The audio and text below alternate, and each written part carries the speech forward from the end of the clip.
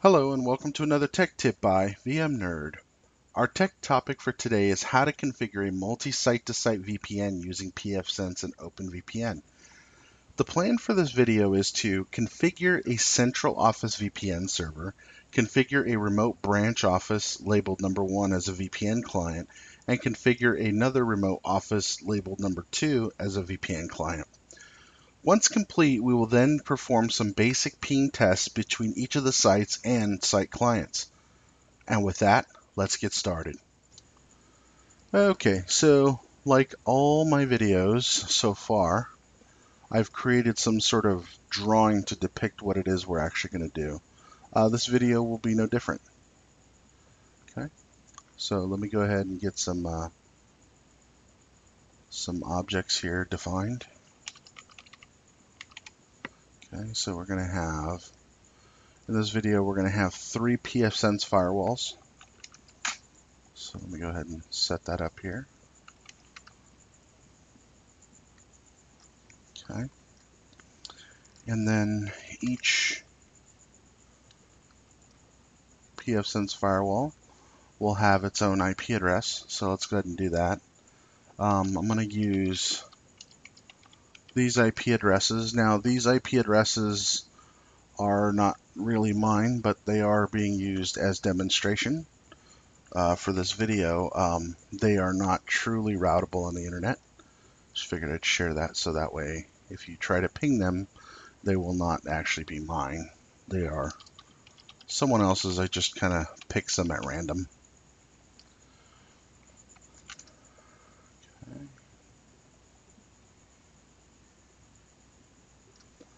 And the last IP is 209.242.168.7. Okay, so now each one of these sites here actually will have an internal IP address, 192.168.6.254. And this will actually make more sense as we continue on with the drawing here. 5.254. And this will be 7.254. Okay. Now let's go ahead and label these.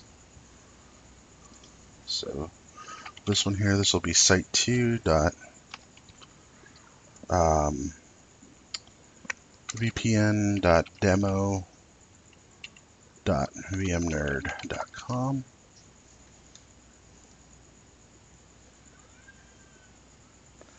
Okay. This guy here will be our central office, or basically our main site, so site 1. Okay. And then this guy over here will be our site number 3. Okay. Now, each of the locations will have a workstation, Windows 7 to be exact, so that's workstation number 1. And basically we're just going to copy and paste so that way I don't have to type it in over and over again. Okay, so now all of these sites are connected to the internet, just for internet access, nothing more. So that way you can prove that the IPs exist and all that stuff, at least here in our lab. So we'll label this internet. Okay, and then go ahead and just run connectivity through them because that's how they will talk. They will talk to our internet router or gateway. The workstations will hit the pFSense boxes locally. And next, let's go ahead and make these prettier so you guys can actually see them. We'll basically fill this in, switch the color with something we can actually read a little bit better. And we'll bring it to front so it's on top. Okay. Actually, let's put these closer together.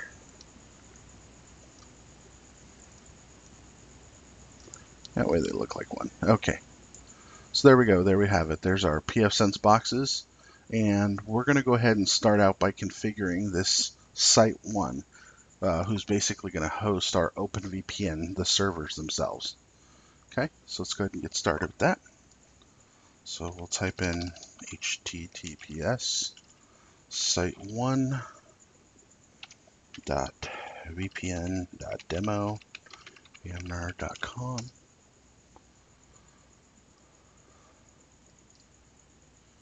Okay, and admin and our top secret password, which is the default.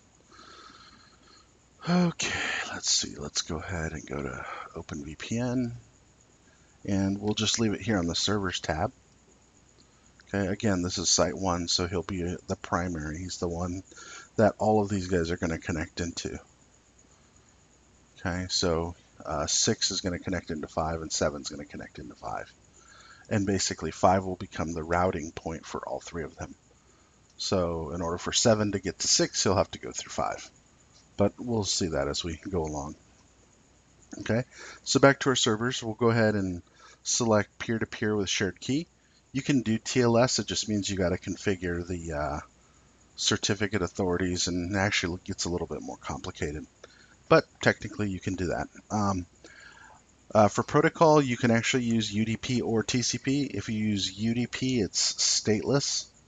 But there could be some reliability issues, but if things do transition, it'll actually transition easier, especially when going through states of firewalls and whatnot.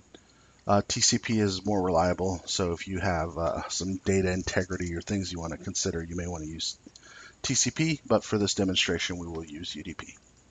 Okay, so let's go ahead and use, for the first server, we're going to use 11,000.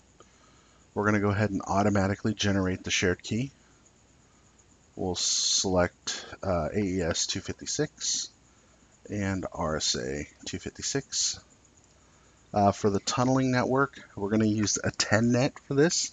And since this one here is actually going to start with Site 2 coming in, which is our 192.168.6 address right here, we're going to go ahead and make this 10.0.6.0/24.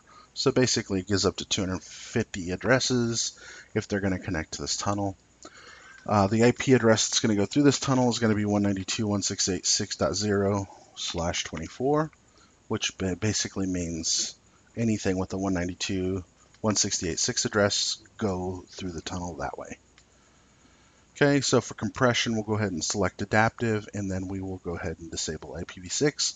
That's actually optional, but I usually do just because.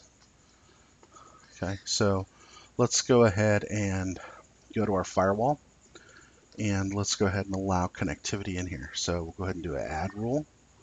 We'll select UDP.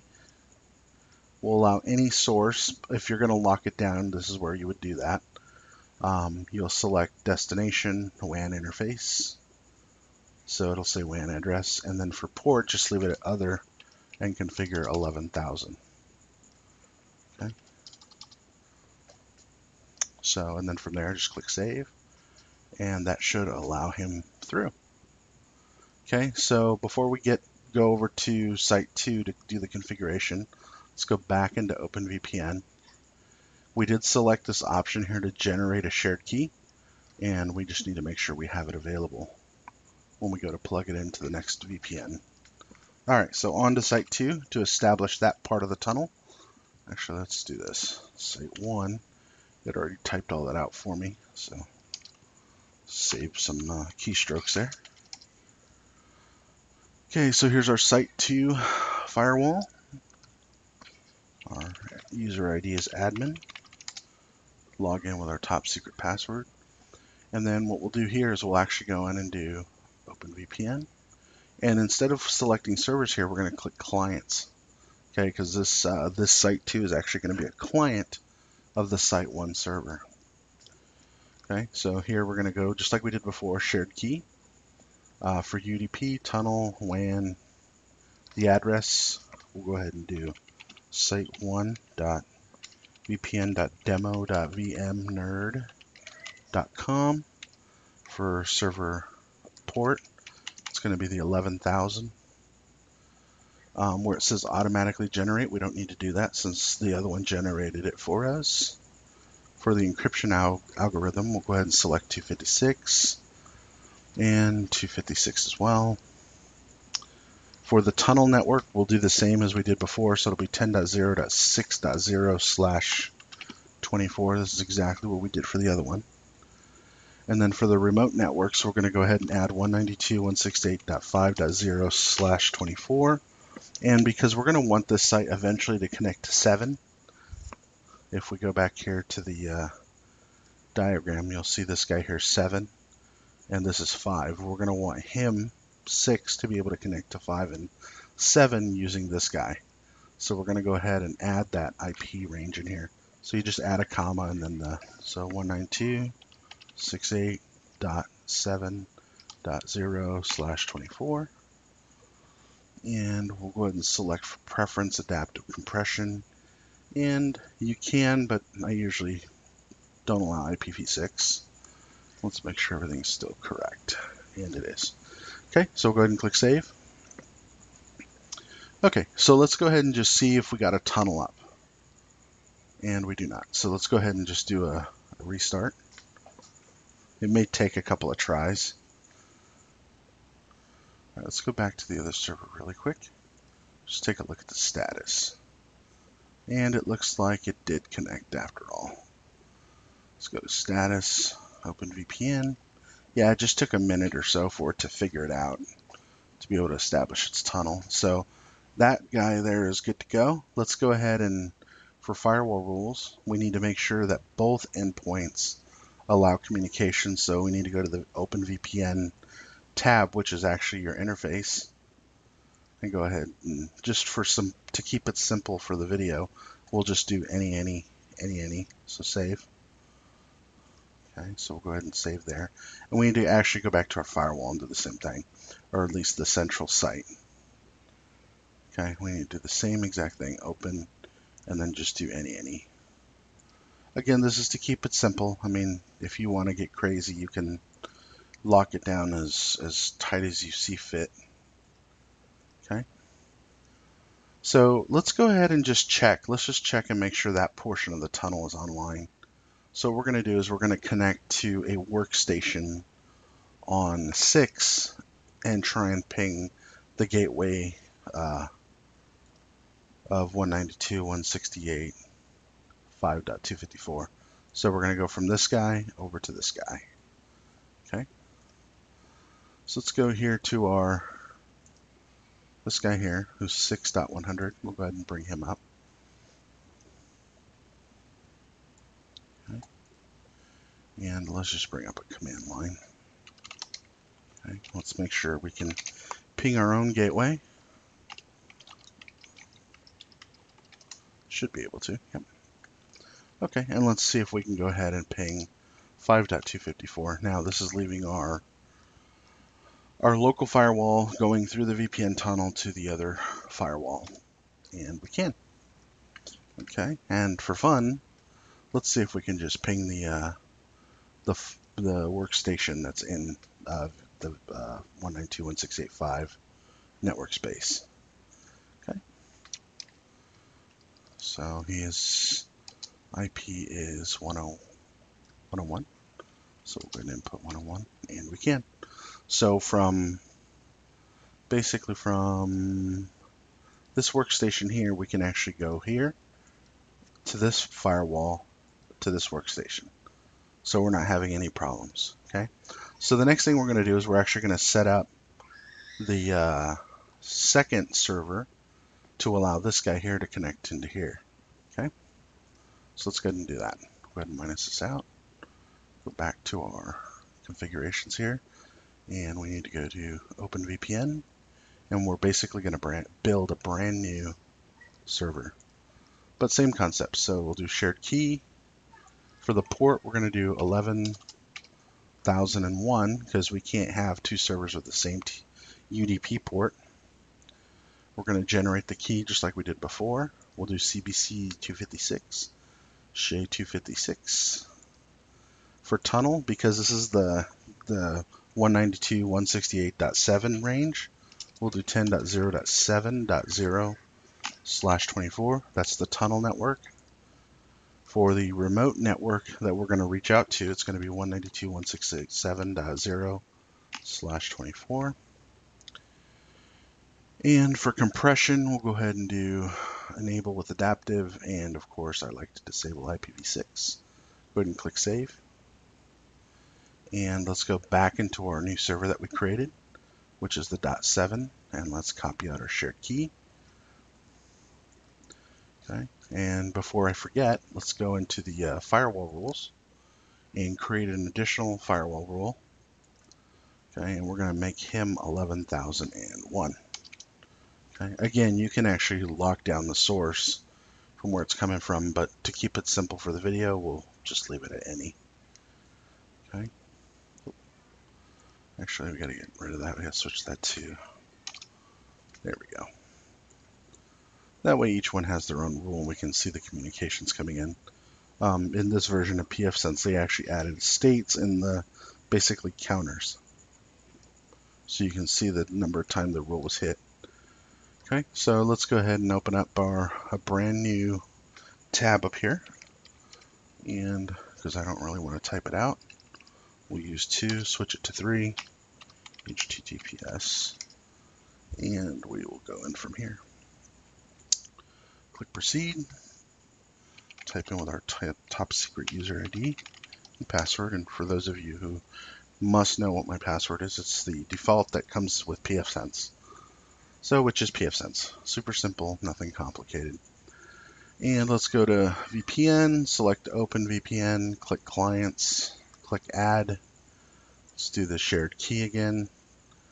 WAN address is going to be site 1.vpn.demo.vmnerd.com.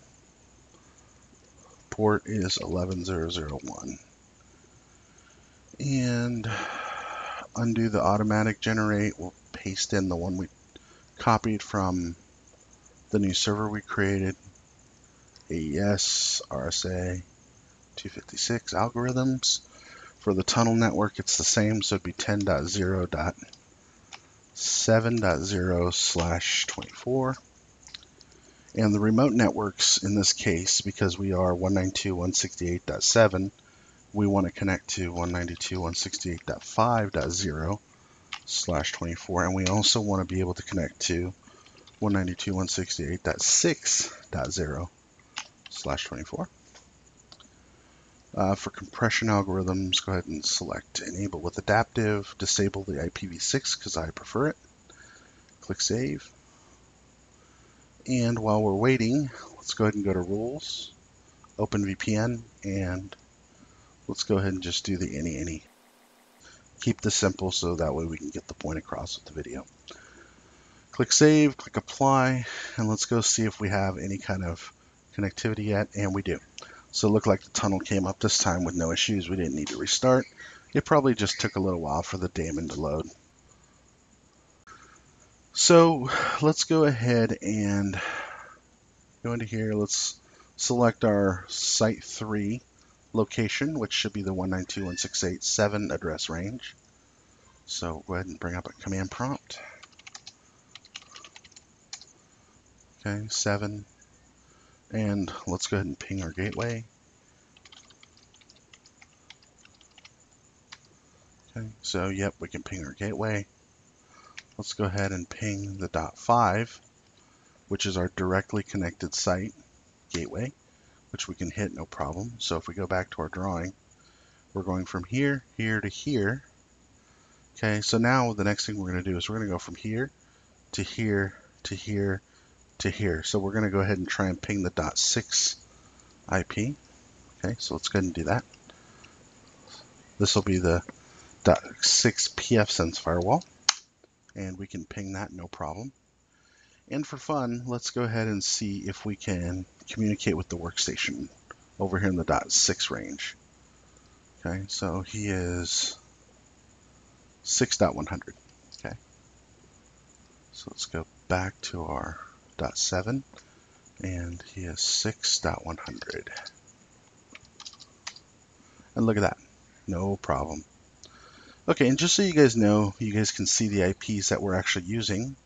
Let's go ahead and do a ip.vmnerd.com, and let's take a look. So if you look right here in our video, so this is actually site number 3, okay, and here's the IP that we're using.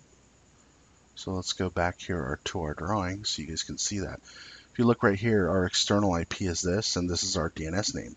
So when this workstation here leaves, if he's not going to talk to these two subnets over here, the 192.168.5 or 192.168.6, he's actually going to go straight out the WAN interface and straight to the internet. Okay, but when we did ip.vmnerd.com to check what our IP is, you'll actually see that external IP. So if you look here, it's 209.242.168.7, which is 209.242.168.7. And for fun, let's go to our site over here, so the 188.6, and let's do the same exact thing, okay? So .6, so here's the Windows box at this site, and let's do the exact same thing, just so that way you can see what the WAN IP is. So ip.vmnerd.com, and of course we got the same thing. So, and this is our site 2. And again, from site 2, we can actually ping basically our 5.254, which is basically the central site. Okay, we can ping that, no problem. And then, of course, we can now ping our .7, which is our site 3. So site 2 can connect to site 1 and site 3. Okay. And we can actually go through each and every one of these to validate, but I think we kind of got the point across. Again, the IPs I did use here are, although they're selected, they're not mine. I just kind of picked some IPs at random for demonstration purposes, and they are not truly internet routable. They are in a sub-internet that I had created, basically demonstrate this to you guys. Okay, well, I hope you enjoyed our tech topic for today on how to configure a multi-site-to-site VPN using pFSense and OpenVPN. We went over the configuration of a central office VPN server. We configured remote office number 1 as a VPN client and remote office number 2 as a VPN client. We did some basic ping tests, and we actually validated the external IPs that were coming off the WAN interfaces. Thank you. Have a great day. Hey guys, don't forget to check out our VMNerd YouTube channel for more tech tips.